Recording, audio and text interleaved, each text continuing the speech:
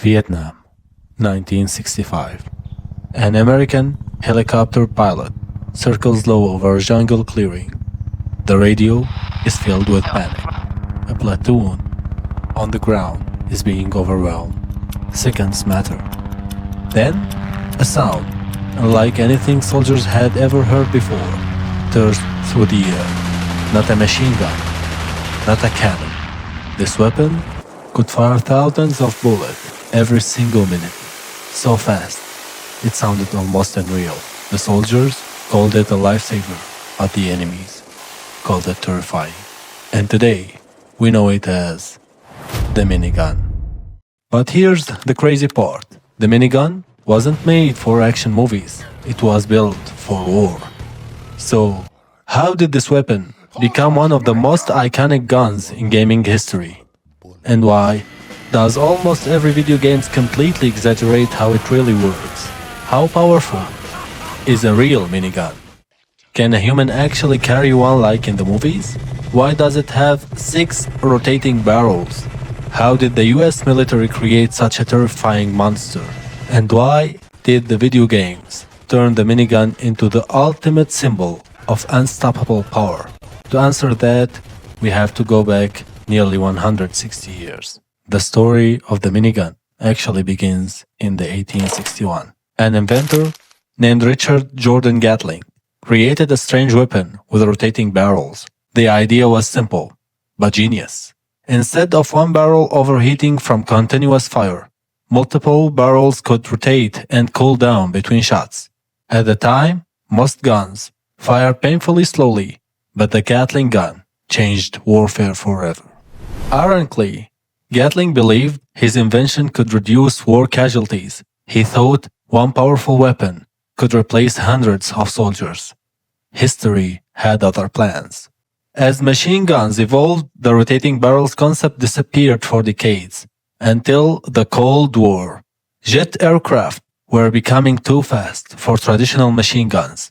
Pilots had only a split second to hit the enemy targets. The military needed something extreme.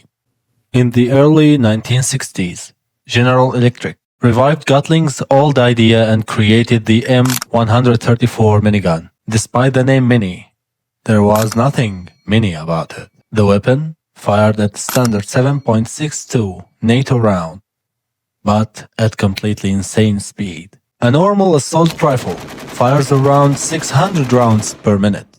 The minigun, up to 6,000 rounds per minute.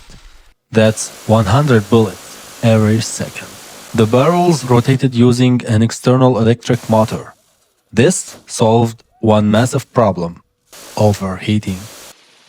Instead, one barrel melting under pressure. 6 barrels shared the workload while spinning at terrifying speed. The minigun first became infamous during the Vietnam War.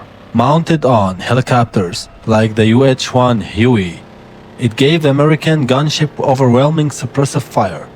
Soldiers described the sound as unforgettable. Some enemy fighters reportedly believed they were facing multiple machine guns at once. Then Hollywood arrived and changed the minigun forever.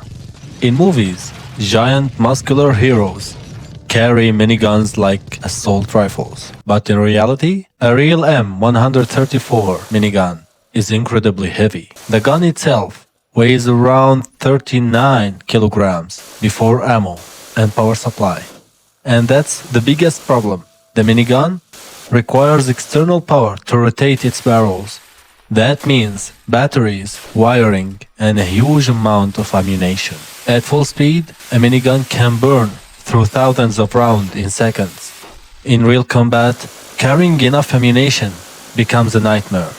So no, most people cannot realistically run around holding a minigun like in video games. But realism didn't matter, because the minigun had something more important present: the spinning barrels, the mechanical roar, and the unstoppable stream of bullets.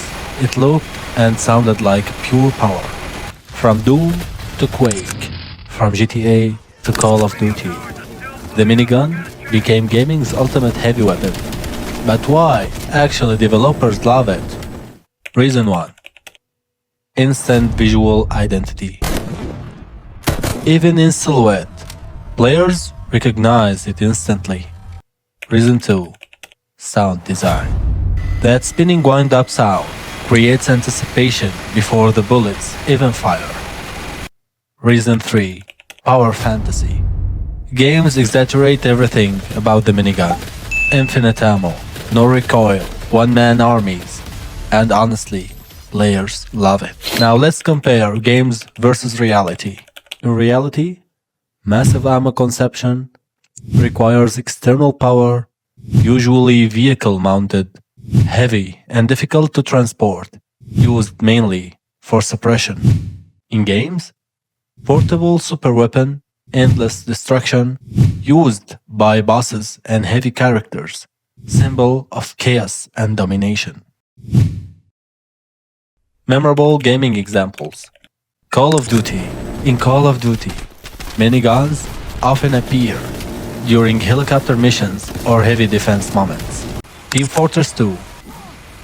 In TF2, turned the minigun into character identity with Heavy's famous weapon. Grand Theft Auto series. GTA transformed it into pure cinematic destruction. Doom. Doom made rapid-fire weapons feel brutal, fast, and addictive. There's another reason the minigun became iconic. Psychology. Humans react strongly to overwhelming sound and continuous motion. The spinning barrels create visual tension before firing even begins.